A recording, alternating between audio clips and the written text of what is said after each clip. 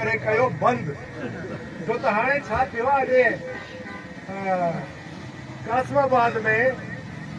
पलीजे साहब हिकिड़ी ॾाढी भली ॻाल्हि कई चई NFC जा पैसा सिंध जा 15 सालनि खां खाई आओ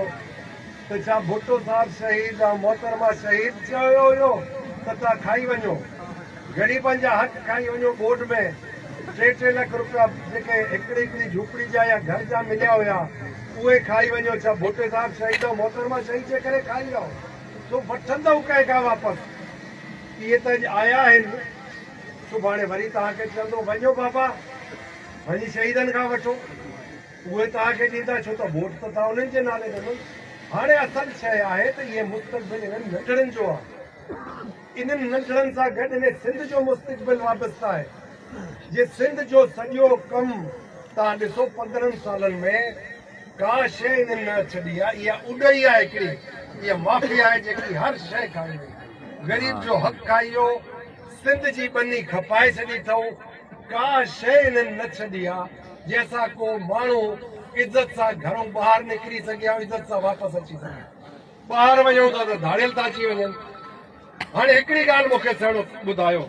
जेको हिते बिजनी असांखे हथ अचे अॼु फोन कंहिंजो निकिरी वञे छा कंदो नाड़ कंदो ही मुल्क सॼो खाई विया अथव सिंध खाई विया अथव असांजे तव्हांजे वॾनि शहीद थिया आहिनि इन साम्राज्य जे ख़िलाफ़ मुल्क खे आज़ाद करण में पोइ हाणे नाड़ कयो जॾहिं अचनि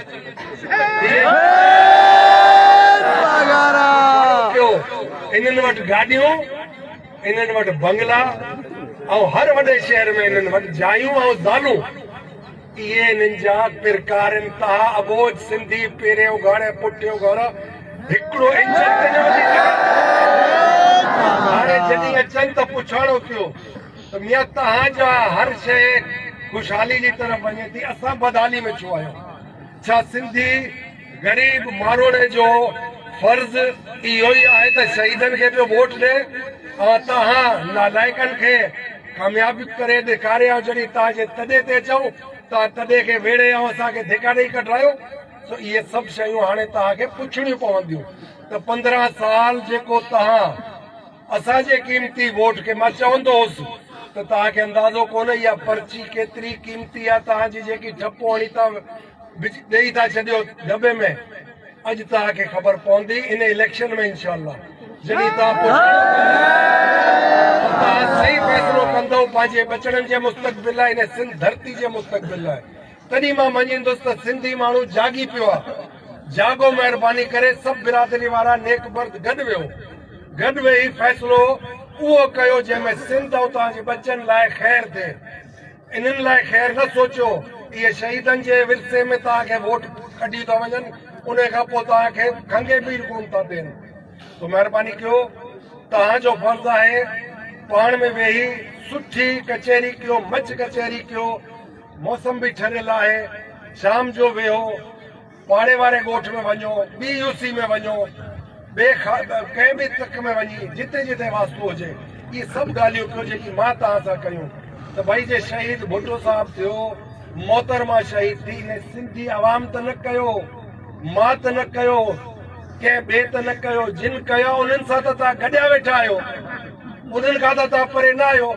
उन्हनि जे पेरनि में पिया आहियो उन्हनि खे तव्हां हर शइ करे ॾियो पिया पंहिंजे इक़्तिदार लाइ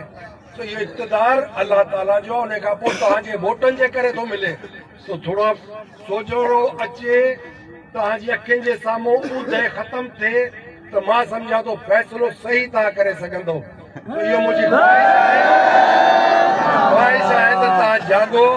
सिंधी माण्हू उहो बि पंहिंजे घर खां परे नथो वञी सघे त भला घर खे त बचायो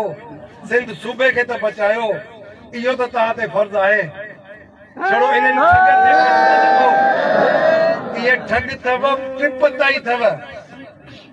तव्हांजा हक़ तव्हांजा किथे बि उन जो तहफ़ुज़ इन्हनि मां उमेद न रखिजो छो त ही शहीदनि जे नाले ते तव्हांखे लेटाए चुका आहिनि हाणे असां उथण आहियूं उथो वॾी महिरबानी तव्हांजी अलाह ताला तव्हांखे हिमत ॾे मिठे मोहम्मद जे सदके में अकुल बि ॾे त 8 तारीख़ ते सही फ़ैसिलो कयो कामयाबी तव्हांजा कदम चुमंदी इंशाअल्लाह ताला वॾी महिरबानी